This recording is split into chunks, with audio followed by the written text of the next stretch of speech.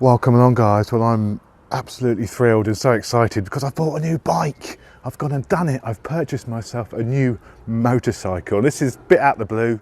I'll tell you about it in a minute, but you're never going to guess what it is. Hang on a minute. You may have seen the thumbnail. You probably know what it is. So here it is, a Kawasaki Ninja H2, the full fat H2. None of the SX business around here. Let's go for a spin.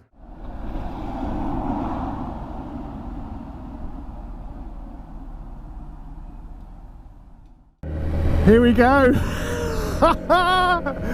I've only got a bought a H2. Oh, it's incredible. I've got to be so careful because this is a 2017 bike. It was registered in early 2018 and it's got 2 miles on it. It's been sat about for a year, more or less. 2 miles. The tyres were covered in like a film of grease where it's just been sprayed in like protective coatings for that time, and I've got to try and run it in now. It's unbelievable. The quality of it is incredible. It's not as wide as the H2SX. I thought it might be really uncomfortable, but it's more comfortable than the GSXR, I'm pleased to say. I think it is, first impression. What's that noise? Since I saw this bike and decided to buy it, I've been in a bit of a hazy dream. I'm like, it doesn't seem real that I could possibly afford a H2, and it's just come out the blue. I wasn't expecting to buy one. I'll talk about why I've got this and everything which has happened, but I can't believe it. I've got a Ninja H2. I've bought this bike without I'm not sure if I've ever even sat on one, let alone ridden one. I think I've sat on one once. I've never ridden. I've bought a H2 without even riding one. I mean, what is that all about, and why have I bought this? Am I crazy? I haven't got any other cameras set up, of course, because this has literally just turned out. It's just been delivered, so I've rigged up no cameras on it. So you've just got the one camera for this one, but this is just a little introduction to my new bike. There's going to be all sorts happening with this. A build series. I've got plans. As you can imagine, I've got plans. It's got a quick shifter and blipper, I think. I think the 2016 bikes came with the quick shifter and blipper. I don't know. I'm not going to test it to be sure just yet. I'm just a little bit worried at the moment about those tyres because they've been sat about with a film of grease over them. I don't want to be that guy that buys a new H2 and then crashes it instantly. Oh, what's that noise?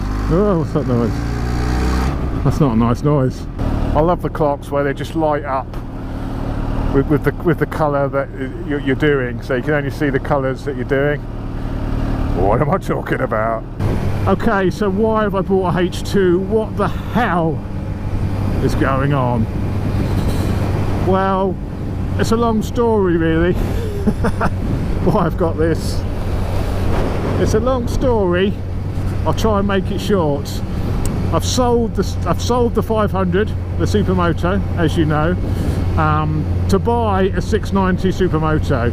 Now I've been in talks with KTM, and basically I'm in a very incredibly lucky position where the channel is actually being taken sort of semi-seriously now by manufacturers.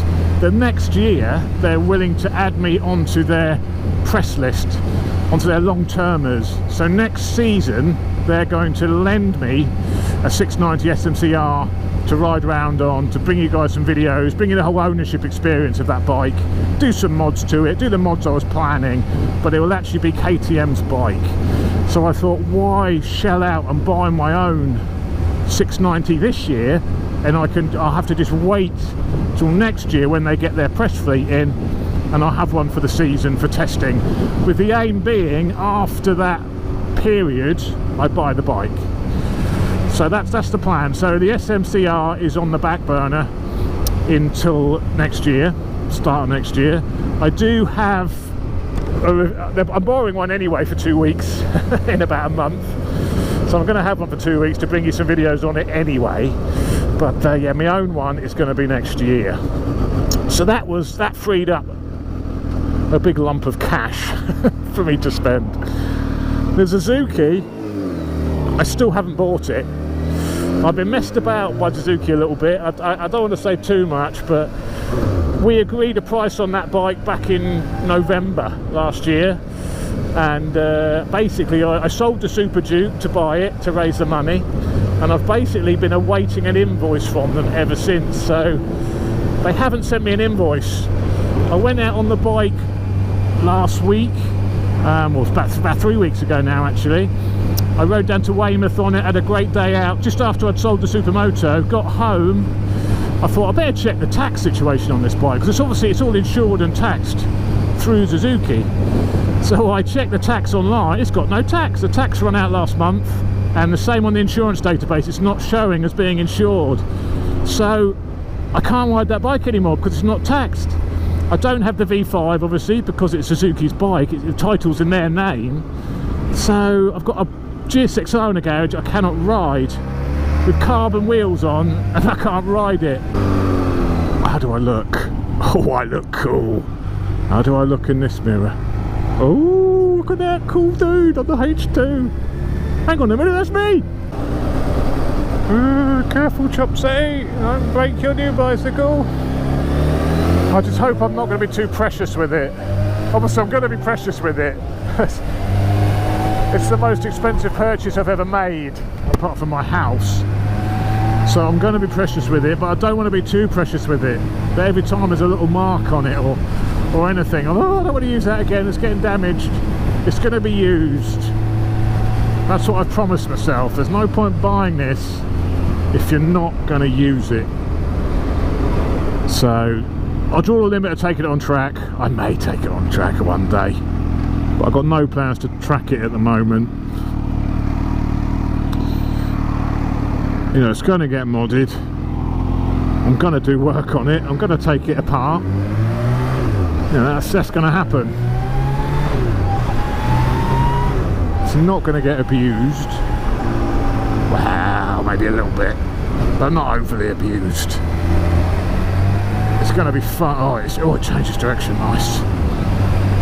Remember the oily tyres. Tyre wear is a concern with one of these.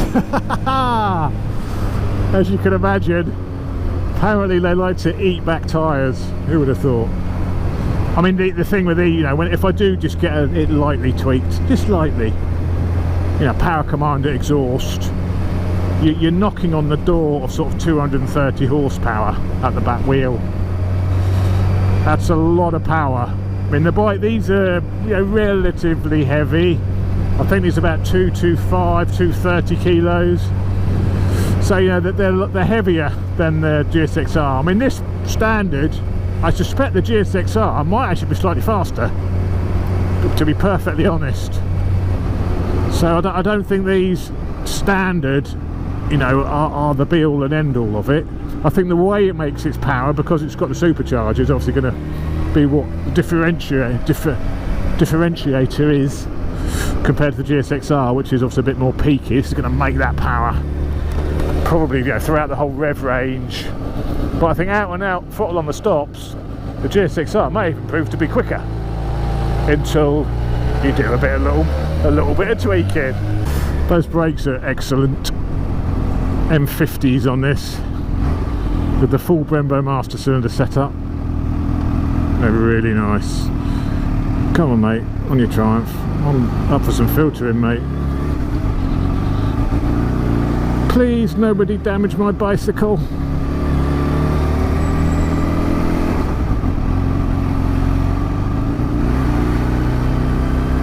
Yeah, that's tight. Yeah. I must say a massive thank you to BE Moto, who have now become a channel sponsor, and they've actually done my insurance for the H2 through BE Moto, because I've had all sorts of insurance quotes on this bike. The worst quote I've had was with Carol Nash for £11,000. I'm 47 with a clean licence, and I've been riding since 1990 at a full bike licence, and they want £11,000.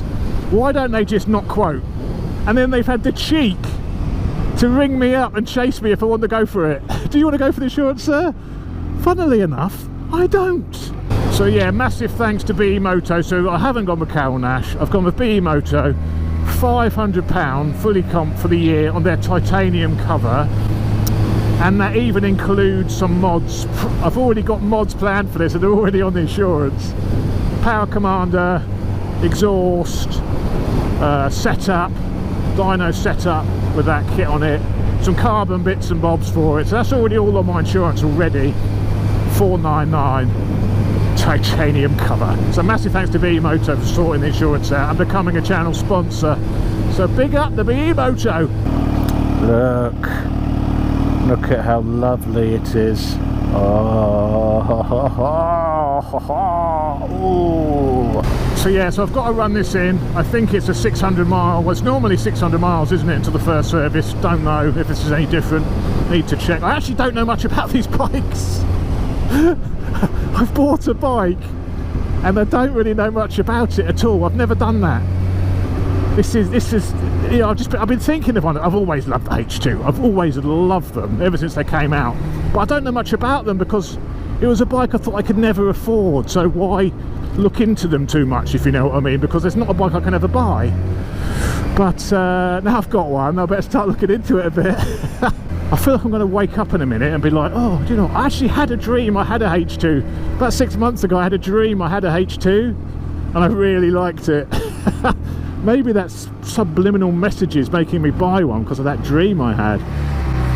Maybe it's Kawasaki planting these subliminal messages into my head to buy a H2. But yeah, I had a dream I had one. And now I've got one and it just feels very dreamlike. Oh my word. Pinch me somebody. I love it already. I was a bit uncertain. I've had sort of buyer's remorse all week. I've paid £200 deposit and I've had like 5 days to go back on the deal and lose my deposit. And I've been close a couple of times. I was just like, can I spend that much money on a bike? Can I spend that much money? I haven't even ridden one. I don't think I've even sat on one. Can I do it? And I've nearly backed out a couple of times. But now, riding this here, I'm over the moon that I went through with it and I've done it.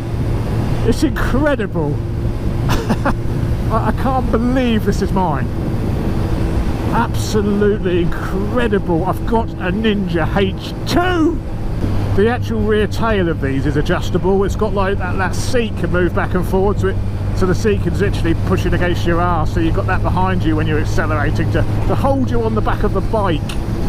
So you can adjust all that. I'll show you all that when I walk around in a minute. We'll pull over in a minute. I've got my good camera with me. We'll walk around the bike and I'll introduce you to a new member of the team. There she is. What an absolute beauty. So I'm just outside Lumi's and it's shut and there's still lots of cars going by. Yeah, it's an incredible looking bit of kit, eh? I'm absolutely in love with it. I am in love with it. Just the whole quality of the bike is just exceptional.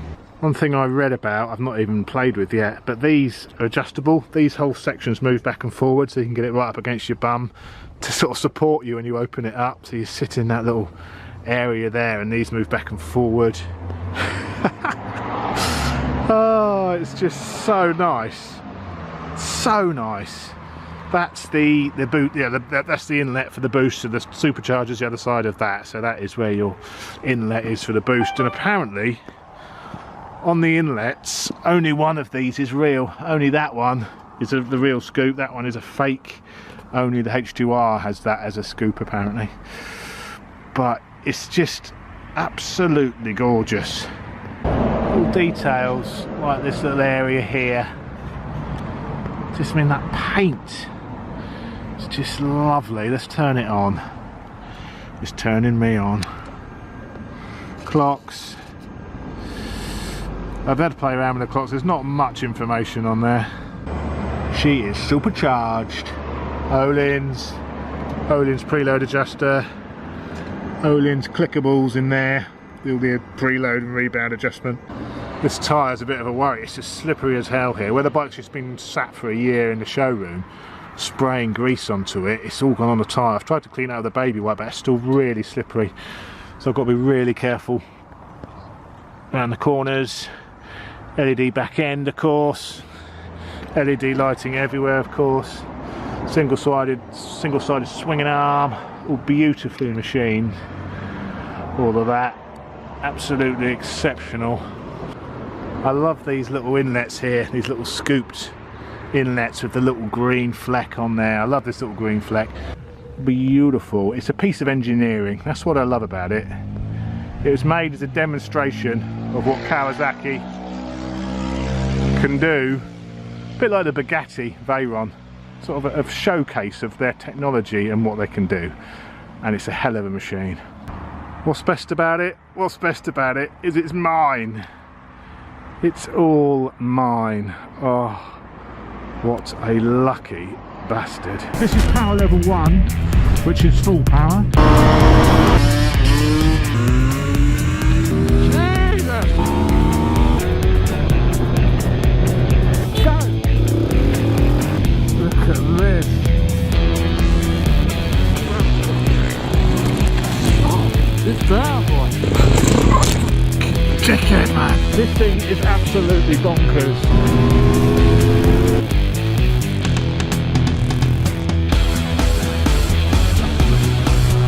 It's also pretty quick.